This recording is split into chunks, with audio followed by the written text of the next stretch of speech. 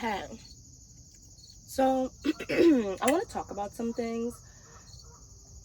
One of my favorite garden farmer, homesteader, I mean, honestly, she does everything, um, is Roots and Refuge. Her name is Jess, I believe. Great channel. I'm sure most people who have any foot in either cooking spaces or gardening spaces or animal spaces on YouTube knows about her. She's been doing this for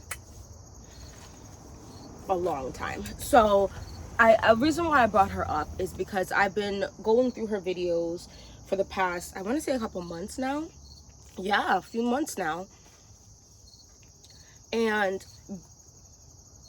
quick backstory, right? This is just like a talking video. So I have other videos and shorts where I'm actually like showing and discussing specifically my garden, but I just want to talk about like the homesteading, the prepping area, because recently someone has said that I'm I'm a homesteader, and I don't really think I'm at that level yet to consider myself that, but I was also super happy to be considered that, right? So I have hobbies that if you're on social media, haha, is like grandma hobbies or whatever. Like I like to crochet, I like to cook, I like to bake, I like to garden, I like to take care of my chickens, and I have other hobbies. Guys, I think having a ton of hobbies is super good for your life. I have a video of that, if not on just this channel, of my original channel, so check that out. But anyway, there's a thing to me back in 2020, right, when everything just almost came to a standstill, and it kind of felt like a movie, like a scary movie, that you go and watch and you laugh about and you're like, oh, haha, let's go back to life. But it happened in real life, right? And that kind of sparked this, how on earth am I going to protect my family? So long story short, in 2019 I got married, and within, I want to say 6 to 8 months, purchased my first house, my husband and I. And I was very excited. I got pregnant quite quickly, and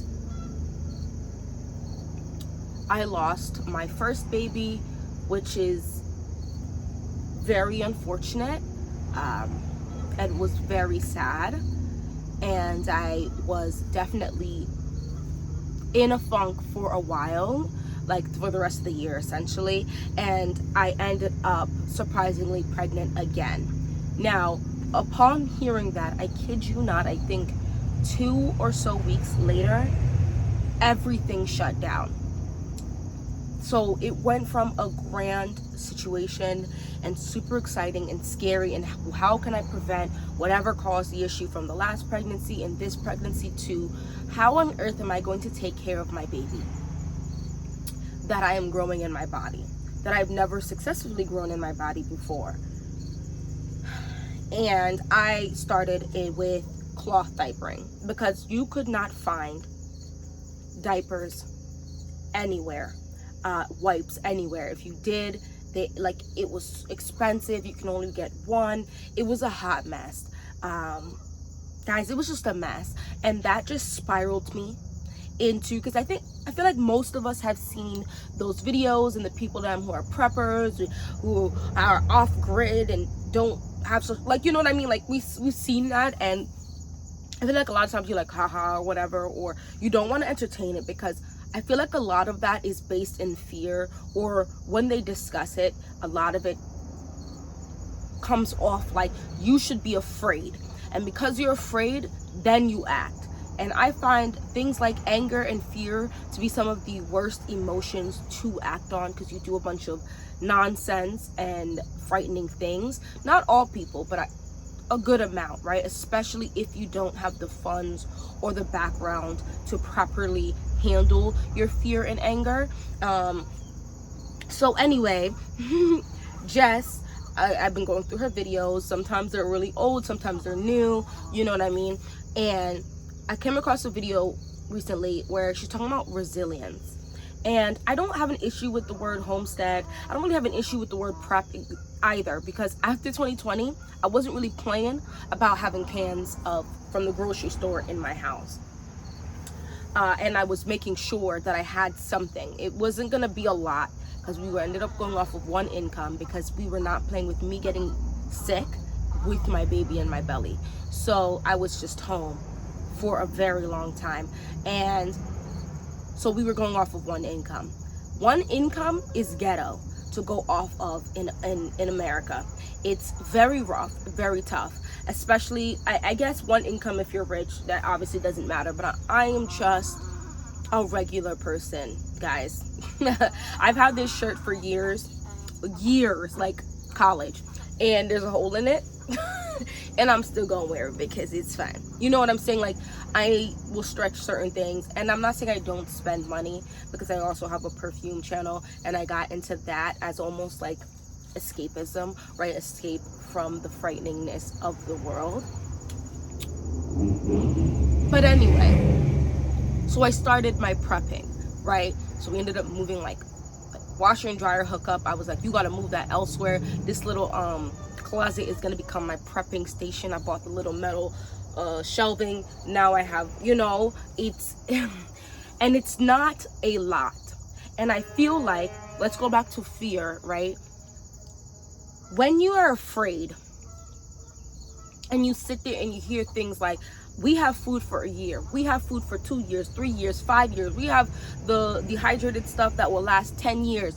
These are the items you need to stock up on. If you have a family of 7, you need 16 quarts of this for each family and 13 quarts of this, and what have you constitution this to see if you guys would even eat this. So you're gonna have to buy some to test out, then to have to buy some, then you go onto the website to see how much it is for this stuff, and you realize the big tins and stuff, you're looking at thousands of dollars you're going to have to drop to have this stuff. Then you fall under the rabbit hole of fresh foods. Are you able to steward animals? Are you able to grow vegetables? Do you have that? Now you're like, okay, cool, let's go grab some seeds. Oh my goodness, I can do this. Now I gotta spend money on pots. My dirt is not good dirt for plant into let's do raised beds, let's do pots, let's do, oh my gosh, now we have these green stock. Okay, hundreds and thousands of more dollars spent, and then filling this all with dirt. Let's not even chat about that. Okay, no, but you're still relying on the stores to feed your animals. You're still relying on the stores to give you seeds. Do you know how to save your seeds? Do you know how to grow a multitude of things? Do you have a way to have the polyculture where you have, if you live in a climate, which a lot of us of course do, where we have winter, so things don't grow in winter. Can you grow them in your house? Have you heard about the growing in hydroponics? I was like, it's a lot. And this isn't me knocking any one of those things, because I think all of them have their merit. But when you really get heavy into something, especially when you go from beginner to intermediate and intermediate to master, and all the in-between steps, you almost, I feel like oftentimes, at least what I see on social media, forget what it's like to be in the beginning. Because when I am so amazed by the people who have shelves and shelves and shelves and shelves of canned things and freeze-dried things and things that, like, I think that's awesome. Do I think that we now need to go into panic and try to reach those levels in the next 2 months or the next 6 weeks or the next 3 weeks in the next week? No, I don't. Not because I don't think anything bad is going to happen. We don't know what could happen. However, when you overwhelm yourself, I notice you tend to do even less. So instead of overwhelming yourself and not getting anything done or very little done, take it step by step. If you can have just 3 days, I think, of food, you're setting yourself up for success. Then you reach for 7 days. Then you reach for 2 weeks.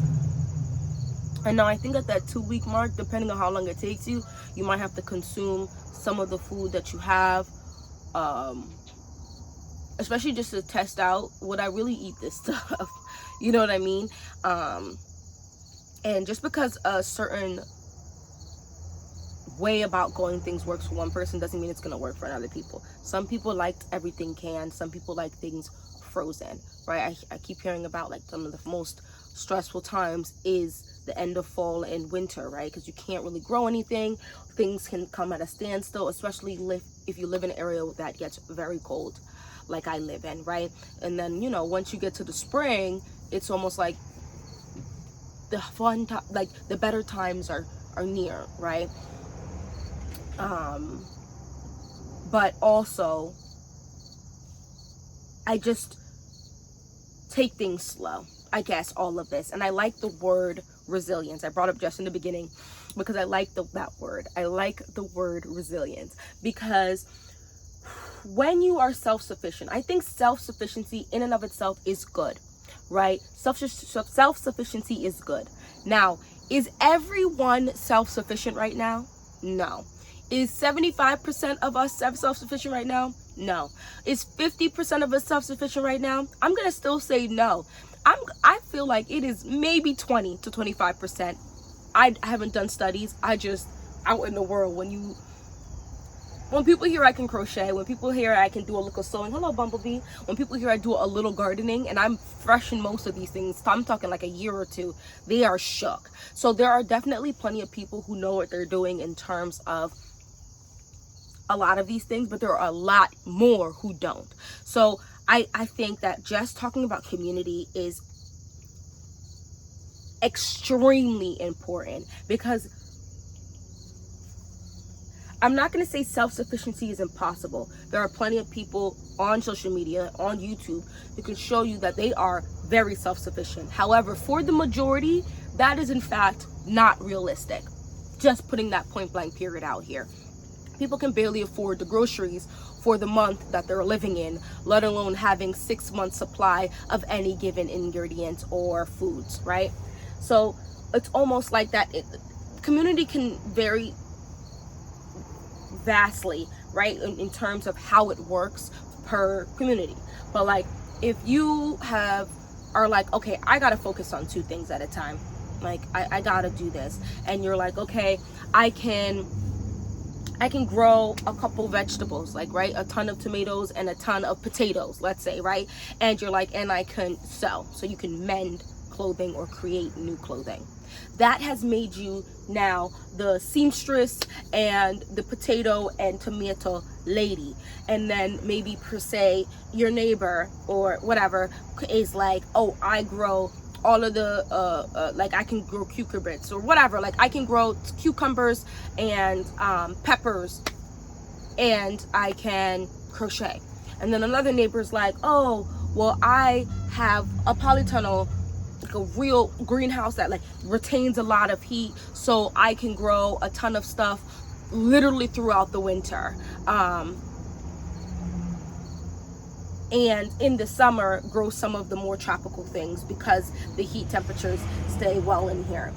Great. Now you're the fruit lady, and you know what I'm saying? I'm giving examples of it's not per se self-sufficient, because to just eat tomato and just eat potato is insane, right? If we had to, we would. But I'm just saying, for an actual reasonable life, these are things you got to take into consideration, how your neighbors are and the things of that nature, as well as having relationships with the people that live around you, and relationships with your family, relationship, like, just, it's healthy, it's good for several reasons.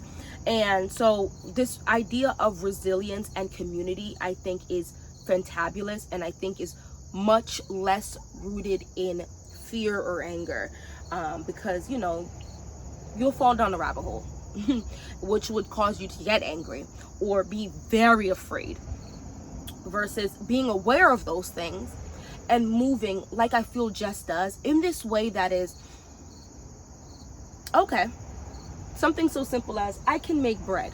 Now, in real life, because food is in mass for us to pick up, you can consume too much carbs and, you know, get sick. In a times of struggle, being able to just make bread as opposed to trying to find ready-made food, you can stock up on things like flour for about 4 months, 5 months, get you out of the cold season. You can stock up on salt, that lasts forever. You can stock up on honey, lasts forever. You can stock up on brown sugar, lasts a few months. Cane sugar lasts several months. Things of that nature, right?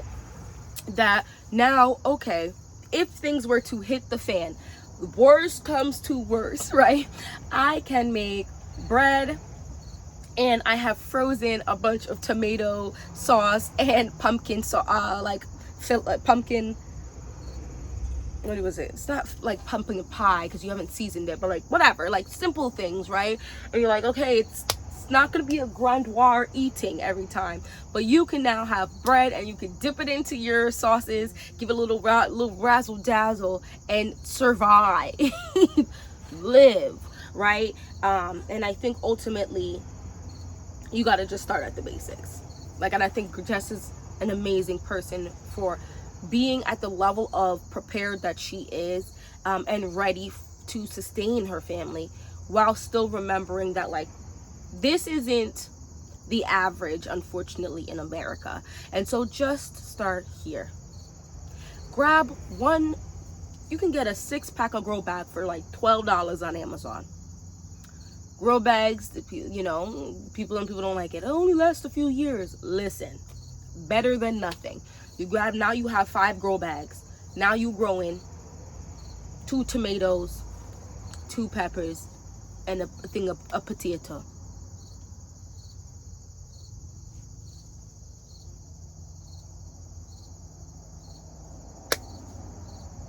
Better than nothing.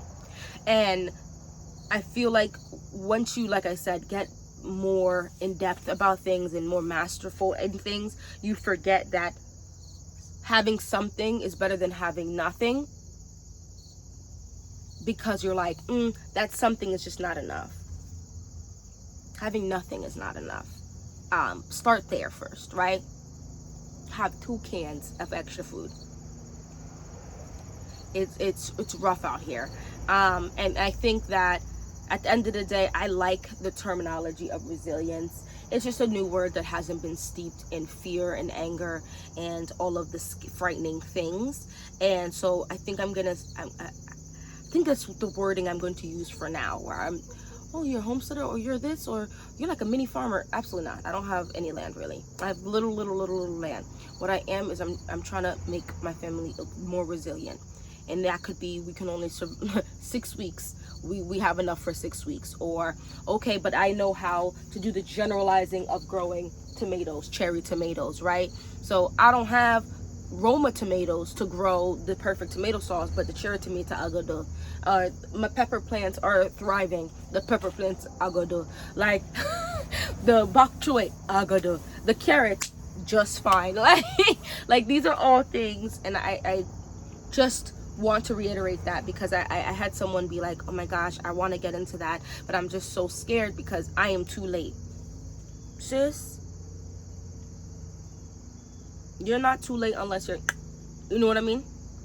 Unless you're already, and you know, that's a whole nother thing. But if you're here, just start little things, small things, and keep it pushing from there. Like, I just got my first Azure order, and it was extremely small, right? So when you go pick up your Azure order, you see people who've been doing it for a long time, and they're buying these massive bags of flour, massive bag of rice, massive this, tons of fruits, and vegetables, and all of the, like, big things of sugar, and I'm like, woo!